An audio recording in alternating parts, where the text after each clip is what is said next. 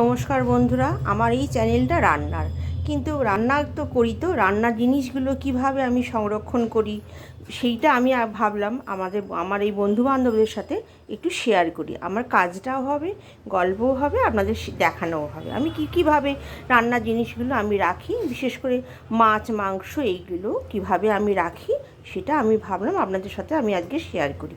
তাই আমি দেখাচ্ছি। আমি এই কুটে রাখা, আমার হাজব্যান্ড নিয়ে এসেছি প্রায় 2 কেজির কাছাকাছি কাতলা মাছ নিয়ে এসেছি। সেটাকে তো একসাথে খাওয়া যাবে না, এবার সেইভাবে আমাকে রাখতে হবে। ধুয়ে প্রথমে মাছটাকে বাড়িতে আমি কুটেছি।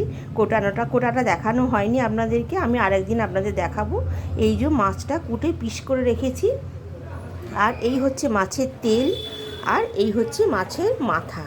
এই মাছের মাথা এইগুলোকে আমি ধুয়ে প্রথমেই আগে ওটা করি, ঘিটা যাতে নষ্ট না হয় সেই জন্য আমি এটাকে একটা টিফিন কৌটোর মধ্যে রেখে দিয়েছি, ধুয়ে জল ঝরিয়ে রেখে দিয়েছি। আর এই যে দেখেছেন সব পরপর সব টিফিন কৌটো রাখা আছে। এতে আমি একটা একটা করে আপনাদেরকে দেখাবো আমি কিভাবে রাখি মাছটা।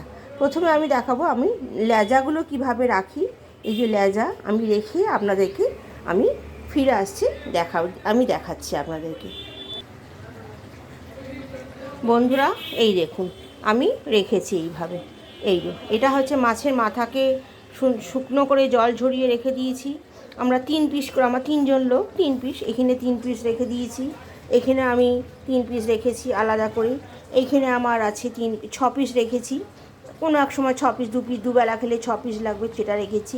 এটা রেখেছি পেটির মাছ, এইটা মাছের তেল, এই যে মাছের তেলটা আলাদা করে রেখেছি। আর একটু সাদা অংশ বেরিয়েছিল, সেইটা আমি এই ছোটো জায়গার মধ্যে রেখেছি। এবার তাহলে কি হবে, আমার যখন যেমন লাগবে আমি আগে থেকে বার করে নেব, নিয়ে আইসটা ছাড়ে গেলে আমি রান্না বসিয়ে দিতে পারবো। তাহলে আমার জল লাগাতে হবে না। প্রতিদিন যদি আমি ওই মাছগুলো যে জল দিয়ে ধুই, আবার নিই, আবার রাখি, তাহলে কি হবে, মাছটা খারাপ হয়ে যাবে আর মাছের অরিজিনাল যে স্বাদটা সেটা থাকবে। এমনি আমরা ফ্রিজে রেখে খাচ্ছি, তার জন্য কি হয়, জ্যান্ত মাছ হলেও ফ্রিজে রেখে খাচ্ছি। এই এত মাছ তো আর একদিনে খাওয়া হবে না, কম করে তো 3-4 দিন তো লাগবেই।